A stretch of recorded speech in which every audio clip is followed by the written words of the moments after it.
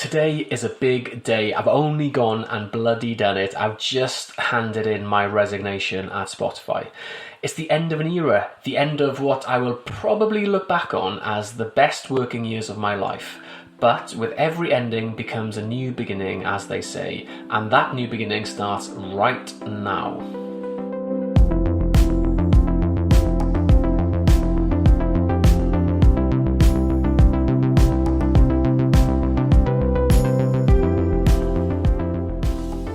We're now 3 weeks on from the last episode. I ended that saying that I was potentially going to quit right then, but I didn't. The amazing leads that I had were just not quite strong enough in terms of commitment, so I decided to hold fire a bit. It just felt too risky. And over the last 3 weeks, nothing really has changed in terms of having a solid commitment. So why now? Why did I choose to quit now and not then? Well, there's a couple of reasons here really. As I alluded to on the last episode, I just feel as though none of these leads are going to convert whilst this is still just an idea in my head. I need to be all in and show them that I'm serious about this. I've actually had lots of promising conversations over the last few weeks too, with some good solid leads coming from them. And whilst none of these have still committed or even close to committing, it's just further validation for me that there is something in this, and I just feel as though I need to be all in order to take this to the next level. Secondly, and most important of all, I've really struggled mentally over the last couple of weeks. My mind is already on the new company. It's no longer a question of if, it's a question of when. This has made it very difficult for me to focus on my Spotify job. Given the current circumstances, many people have told me to drag this out as long as possible. You know, we're all working from home, my team are all in the US, I could easily get away with quietly building my business up whilst still having the Spotify job. But I just couldn't do it. For the first time ever, people started to chase me on things that I hadn't done. I was on calls that I usually am contributing to very positively, but I was distant, and this made me feel really anxious and guilty. And those that know me would know that I'm the least stressed out person there is, but I just felt really stressed, and that really affected my mental state. I was moody at home, which does not help when you're trying to homeschool 2 kids and with a bloody crocodile of a puppy causing havoc. And even when working on the new business, I was just in a negative frame of mind, and again, those that know me will know that that's just not me. So that was the main reason for me really, for my own mental health, and I definitely owe to Spotify to be honest and just make the right decision.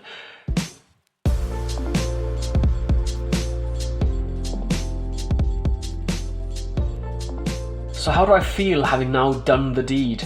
Well, at the time, if I'm honest, when I was delivering the news, I felt sick in the stomach. Thankfully, they were really good about it. The old sad but happy for you kind of response, which made me feel better. And I must admit, since making the decision, I have not had one single moment of doubt. I haven't been sitting there thinking, holy shit, what the hell have I done? Which is great. I feel energized, more motivated than ever before, and absolutely relishing the challenge ahead. I technically still have until the end of July to work, so I can't get going right away, but perhaps we can come to an agreement so that I can leave a bit earlier. We shall see. So what do the family think? Well, my wife Joelle, who did not want to be recorded, was very supportive. You know, she trusts that I'm not one to make silly, rash decisions, and if this is something that I'm certain about and I really want to do, then I should go for it. Phew, because it's too bloody late now. And what about the kids? They are 8 and 6, like I said, so have not known me to have any other job. They also think it's really cool that I work at Spotify. They use it religiously, it's on everyone's phones, they love coming to our really cool office in London, and they love music. Well actually, let's hear from Karis to see what she thinks. So Karis, what do you think of Daddy having a new job and leaving Spotify? Well, first of all, I'm really proud of you for getting a new job because you've been working in the podcast part in Spotify anyway, so that'll be nice for you. And I am also sad because I liked your job in Spotify because it was about music and I love music myself because I'm good at singing. But the best part of it was that your office was so big, had so many different rooms, but only about a couple of them were actually to do with your work, so loads of them were just completely other things. And whilst we're at it, what does she think of my homeschooling efforts? You claim to be the headmaster of our homeschool, but the person who does the most teaching and who teaches the dog the most is actually mummy, and you're always working, so you're not doing a very good job of that. Oh, charming. Well, I hope I do a better job than that in my new business. So, what else has been happening?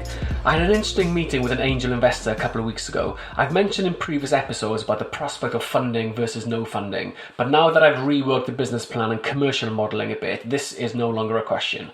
Some of the shows I want to create, whilst being much higher margin in the long run, will require some upfront investment, mainly to pay talent, so getting that investment would be crucial from a cash flow perspective. So I had this meeting. Now, I know these guys pretty well, so it wasn't a straight up pitch, but I did take them through the numbers and my business plan. They were very interested in the whole, but there was one key thing from this that stood out to me. One of the guys commented that they think that this is a lifestyle business for me, and whilst they like the idea, they don't want to invest in a lifestyle business. They want to invest in a business that's going to 10x their investment in a few years' time, for example. And that's perfectly understandable. I totally get that. And this has really got me thinking a lot about that since, because if this was a proper pitch for investment, I probably wouldn't have said some of the things that I said. But as I know these guys well, I kind of felt it important to be honest. In my mind, this is not a lifestyle business, but some of the things I said most definitely alluded to that. And I've got to be honest, I've had a total change of mentality since on this very point. I've recently started working with a mentor as part of the Global Welsh Initiative, which is a fantastic resource, by the way, for any Welsh people out there, wherever you are in the world, so do get involved. I brought this conversation up with him, and his take on it was that even if this was a lifestyle business for me, and fast forward 5 years, I'm earning a comfortable living out of it, he pointed out that if I actually look at the hours spent on this, then that comfortable living in terms of an hourly rate will not actually look that good at all.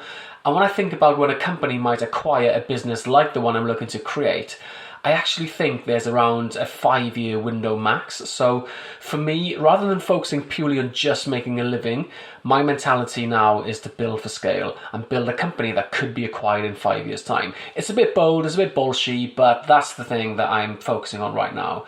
Then, as my mentor pointed out, once the company is acquired, you will have to work in that new company for a while as part of a buyout. Then, that's your lifestyle situation. A bit of money in the bank, hopefully, and now somebody else paying my salary for me.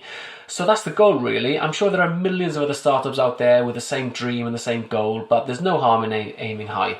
I mentioned the mentor there. The guy I've been working with is Dave Dean. His company is called Develop. Get it? Dave, develop, develop. God, I love a good pun. He's a very successful businessman and also does some professional coaching. So other than his general advice on starting a business, parts of my sessions with him have been around coaching. He's given me some very useful exercises around really identifying the why I'm doing this and on creating a vision, both from 10 years in the future all the way down to 6 months' time. I really enjoy doing that actually, and I now have a clear vision for where I want to head. As for the why, well, when he first asked me, I said I was very clear on why I was doing this, and then I proceeded to waffle on for about 3 minutes trying to explain it. He then asked me immediately to repeat what I just said, and I succinctly summed it up in about 20 seconds or so. So that was a super useful exercise for me to really get total clarity on why I'm actually doing this. We recorded that session too, so here's that chat.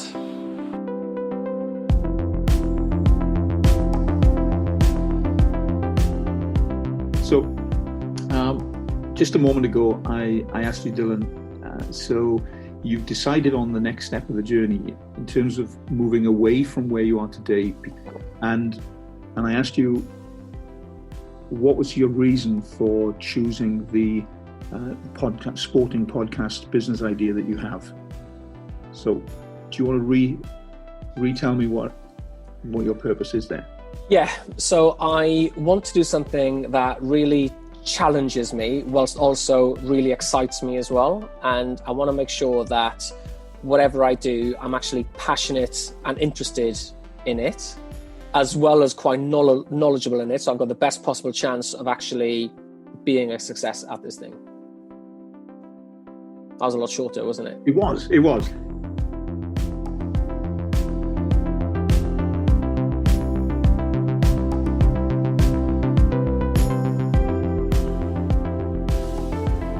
So I'm clear on why I'm doing this. I've quit my job, so there's no turning back now, and I've got a clear business plan. So what are the next steps? Well, before going into that, I want to explain where I'm at business plan-wise, because within this there are 3 core areas that we will be exploring. Firstly, and the core part of this, is to get current sports people to create more podcasts. So if any current player or athlete wants to create a podcast but aren't quite sure how, we are the company to do it for them, and we will take care of everything to bring that podcast to life and to make it a success. Secondly, we're going to create a roster of podcasts that do not belong to one particular sports person. These will still be sports-based podcasts, still including today's sports stars, but with the IP being owned solely by my company. And I have some cracking ideas to explore here. And thirdly, I really want to get sports clubs to start creating official club podcasts. Some of them have a podcast already, but without sounding too disrespectful, they're not very good. I have a vision for an official club podcast format that is shorter and sharper, more dynamic and engaging, more magazine style with multiple segments, just something a bit more modern and cooler than what is currently being created today. As for next steps, well, blimey, where do I start? There's a lot to do. Immediately, the key things for me are get some agreement templates sorted. So for potential new shareholders, for any new talent, any new staff, etc. And I've got a pretty good law firm helping me out with all these already. Next thing to do is to turbocharge the talent conversation. Just get one sports person to commit. That would be huge from a momentum perspective. At the same time, I'm making plans to create the first franchise show, which I'll talk about more on the next episode, but I'm very excited about that. Then there's a world of admin to do. The company is officially set up and it's called, drumroll please, Podium. Well, technically Podium Media, as just Podium was taken already, but the logo will focus on the word Podium. The company name turned into a bit of a drama in the end. I mean, I dismissed this early on, but geez, that was a painful process. But I'm glad we settled and I'm delighted with the name. For a while we were going with Podball, but I was never sure. Then I was thinking of Stadium, some kind of sporty but not exclusive to sport, and I wanted a one-word snappy name. I was playing around with maybe a Welsh version of Stadium or the Greek version of Stadium. Then a friend of mine, so I am not taking credit for this, came up with Podium. Kind of a combination of Podball and Stadium, but also it's a platform that people talk on, and it's got a sport connotation as well, without being overtly sporty. And it's got the word pod in it, so really it works on so many different levels. So yeah, Podium it is, and I really like it. But the admin doesn't stop there. There's all sorts of paperwork to fill out, a website to create, domains to register, emails to set up, a logo to settle on, which is a bit of a drama in itself. Set up a publisher profile on the hosting platform, look into the pre-application for SEIS, which is a government venture capital scheme that gives tax relief to any potential investors, which will make this a much more of an attractive investment, and of course the Spotify handover. Then I need to get this podcast all edited and ready to release. I said at the very beginning that releasing this podcast would be the first sign that this is actually happening. Not a sign that I've achieved anything, but a sign that this journey is about to begin.